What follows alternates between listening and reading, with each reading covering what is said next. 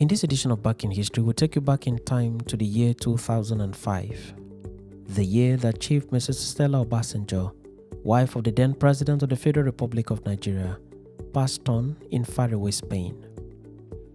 Her remains were flown back to Nigeria for burial amidst several theories about the cause of her death. Stella's death was a shocker to the nation, and Nigeria was a country thrown into national mourning.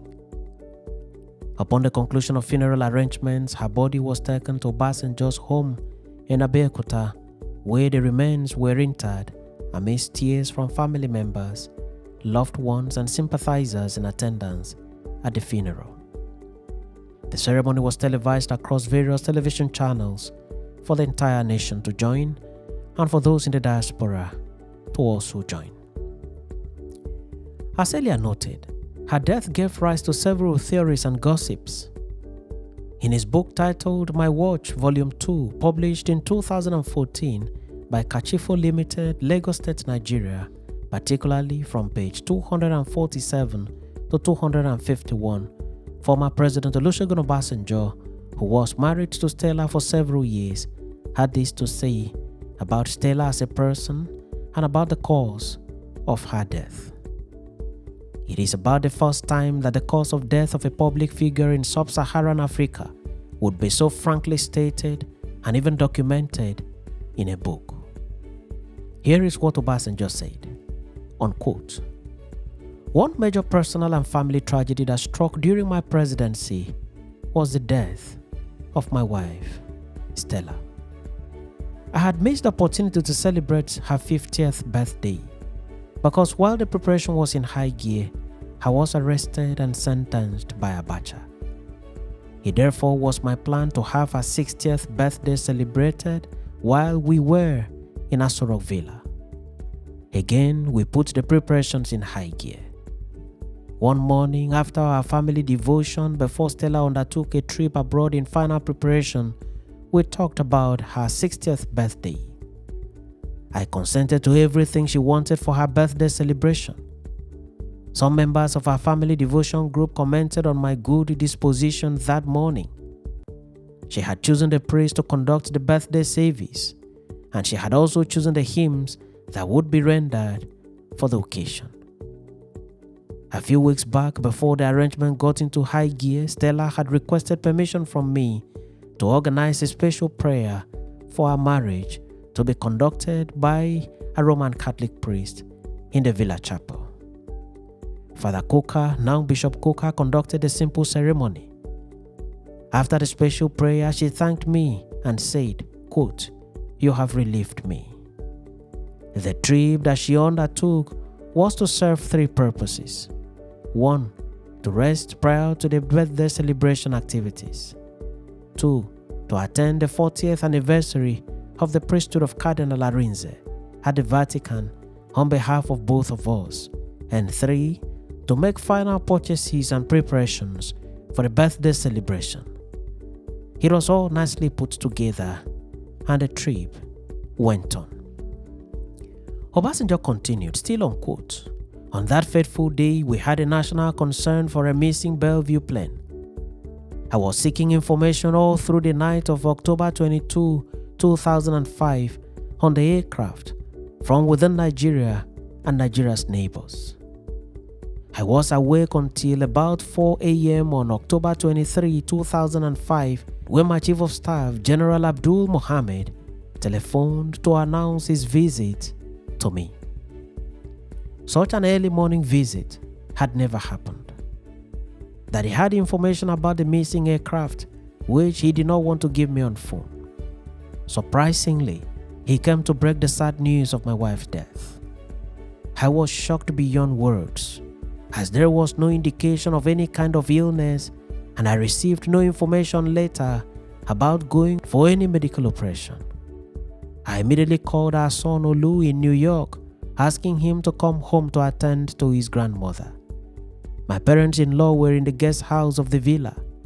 I went to them. My father-in-law had gone for early mass at the Catholic church, but my mother-in-law was slightly indisposed and resting. I woke her up and I pretended to bring the doctor to her to give her injection for her minor illness, but in reality, the doctor was meant to sedate her before gently breaking the sad news to her. She reluctantly agreed to take the injection, but it seemed to have no effect on her.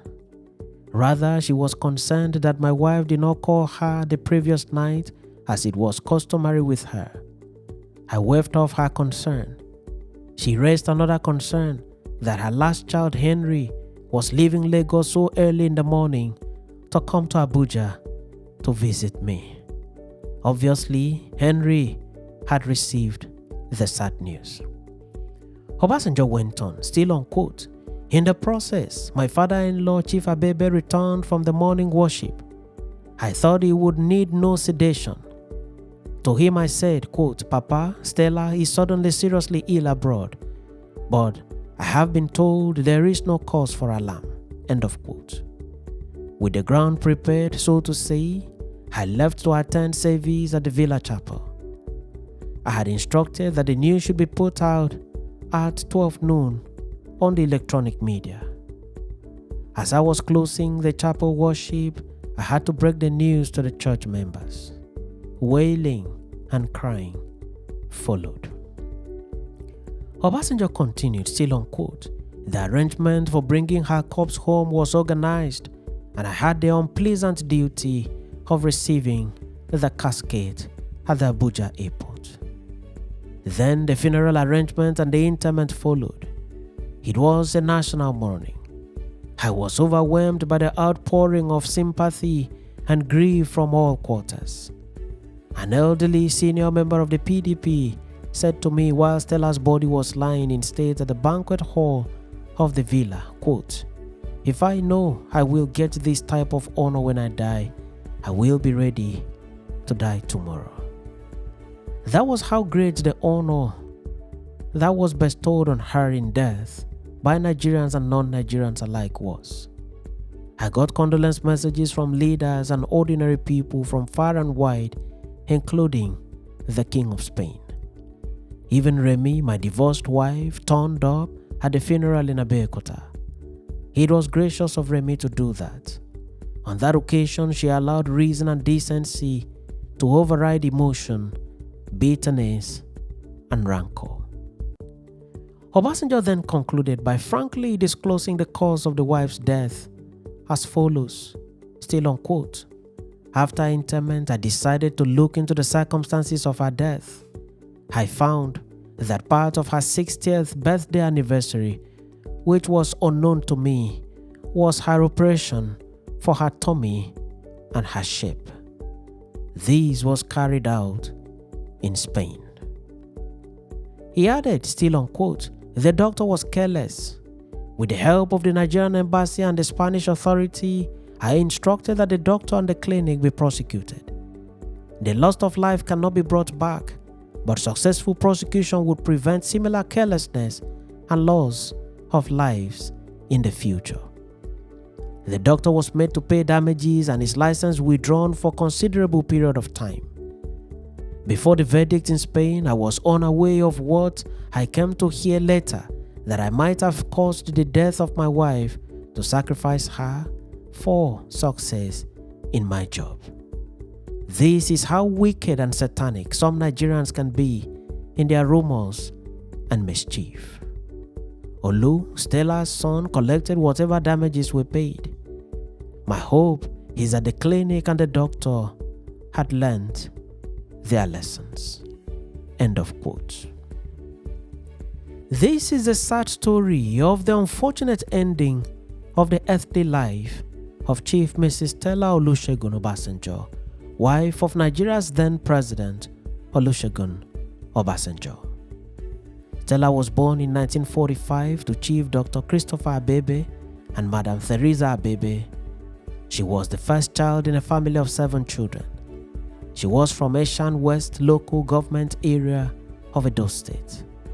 She attended primary school at Our Lady of Apostles Primary School, Yaba, Lagos, and also attended secondary school at St. Teresa's College, Ibadan, in Oyo State. She obtained her West African School certificate with grade 1. Stella then proceeded to the University of Ife, now Obafemi Awolowo University, Ile-Ife, where she enrolled for a bachelor's degree in English language. She was in Ife from 1967 to 1969. She then moved to the United Kingdom, where she studied insurance from 1970 to 1974. She worked briefly in the United Kingdom, and in 1976 she returned to Nigeria. Stella was from a privileged home, her father, Dr. Christopher Abbe, having served as the first indigenous chairman of the United Africa Company, UAC.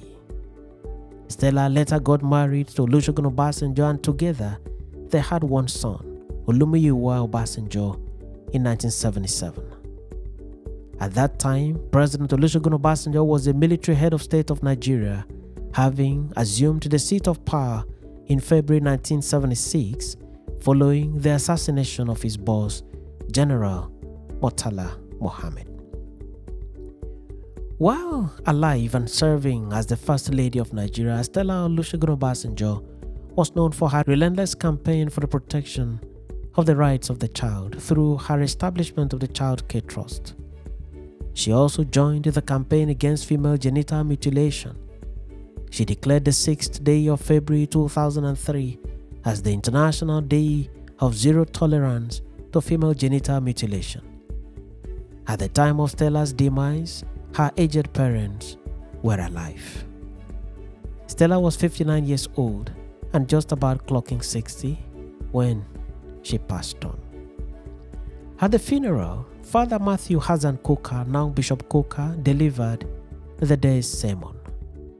The memory of Chief Mrs Stella Olusegun Obasanjo shall remain green in the hearts of many for many more years to come. For us and back in history, it is our prayer that the soul of Stella Obasanjo may find repose in the bosom of her Creator. Thanks for watching this edition of Back in History, and do remember to subscribe to the channel or follow the page for regular notification on every new video. I remain your friend and host, Ekemini Udim.